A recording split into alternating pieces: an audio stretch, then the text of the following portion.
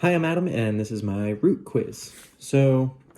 Firstly, roots. What are they? They are usually there are some cases where they are above ground, but usually they are the below ground biomass of plants. So, to start out, we have our longitudinal cross section of our root here. I tried to use some different colors. I found out I don't have very many different colors of pens, so bear with me on that. So we have our three different sections of growth. We'll start there. So here we have the region of cell division, and I have tried to make it very small cells in this area to show that they're brand new baby cells still dividing. And in that area, we're going to have our apical meristem, our bundle of joy that is the vast array of quickly dividing cells. And we also have our root cap, which is the tip of the root that is going to extend downward more into the soil.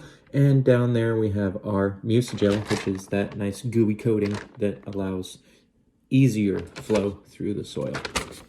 Moving up, we have our region of elongation. I made these cells just a little bit bigger, but not entirely huge, and that's to show this is where the cells are growing and extending that root, but they haven't really merged off into the different types of tissues yet. They're prepping them. And then from right above there and all the way up, we have our region of maturation, and that is where we have the cells branching out into their predetermined tissues.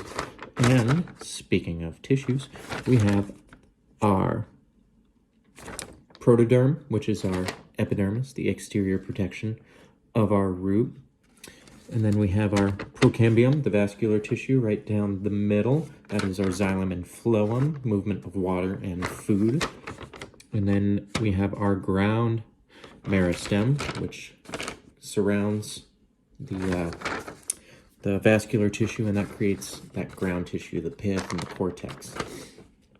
So that is our lateral or longitudinal cut of the root. Oh, and I drew in some root hairs. So there is that. And the roots, what are we doing for the plant? The roots are two main functions are the anchorage of the plant, so holding it in place, making sure that it can grow upward, really providing that ground holding and structural support.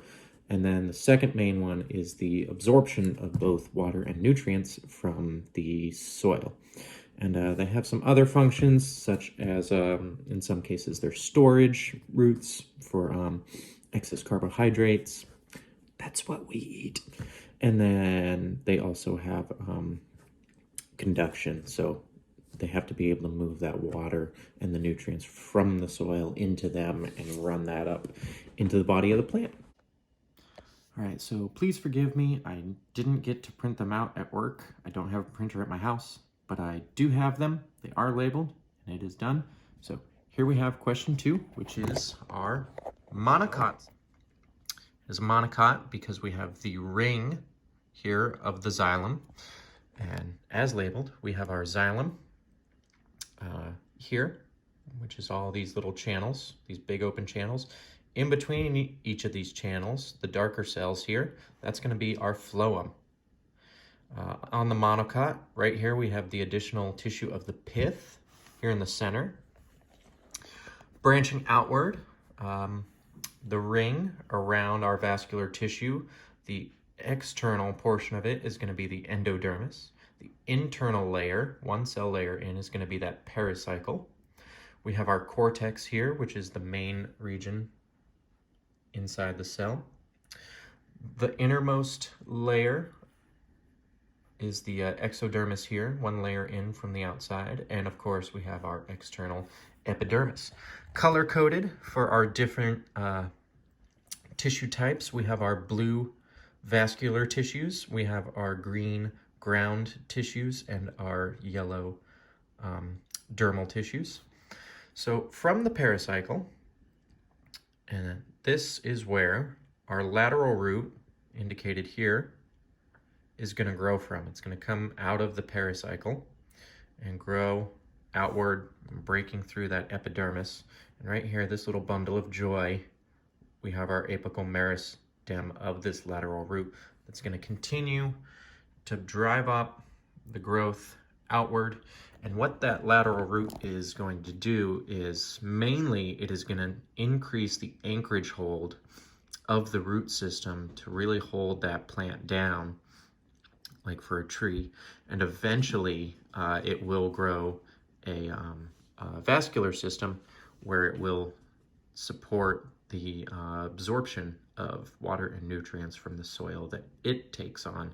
And from there it will grow root hairs to really expand that process even further. So there is our monocot lateral root. So we have, once again, a monocot cross-section of a root. And again, we can tell there is no X of the xylem in the center. Instead, it is the ring. So those main open channels there, that is our xylem. Our phloem is going to be all that wonderful space in between them, and that's going to be transporting our food and nutrients, while the xylem is doing water. Pericycle, the innermost layer of the surrounding ring here. That would be where a lateral root is going to pop out of, should we get one. Moving outward, we're going to have our endodermis, which is the outer layer of this ring. And we got our cortex here, which is the main substance of this cut of root. And the pith is in the middle here. And then we have our exodermis, which is going to be the one layer of cells in from the epidermis, which is the most exterior portion, protecting all that outside, protecting the root. And then we have root hairs, kind of found all along, sprouting out from the epidermis. Those are going to be cells sprouting from the epidermis. What the root hairs are going to do is they are there to increase the surface area of this root to really aid in absorption of the water and the nutrients. So lateral root is much more for extra anchorage. It will eventually over time develop that vascular system, but the root hairs are really for that absorption, really trying to sprawl out as far as that root can get in all directions. So once again, our monocot cross section. All right, so on our last two questions, we really looked at the primary root growth of those monocots that we saw in those diagrams. This question, we're going to look at secondary growth, and we're mainly going to see that in dicots. So some differences in secondary growth that we really want to look at. The first one being the periderm, which is the which consists of the cork cambium, and the phylloderm. And that is the new external protection, functioning similarly to the epidermis. However, it provides better protection than the epidermis does. You're also going to get a secondary xylem and a secondary phloem.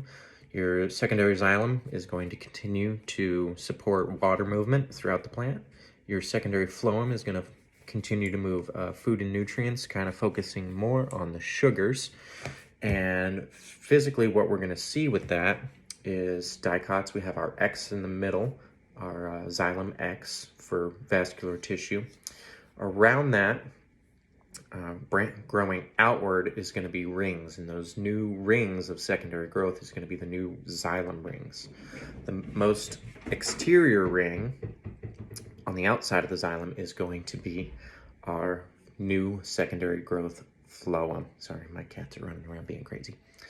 So that is our new xylem and phloem. They can eventually overtake and grow on the what was primary vascular tissue. And if they do that, they will become the main vascular tissue for that root.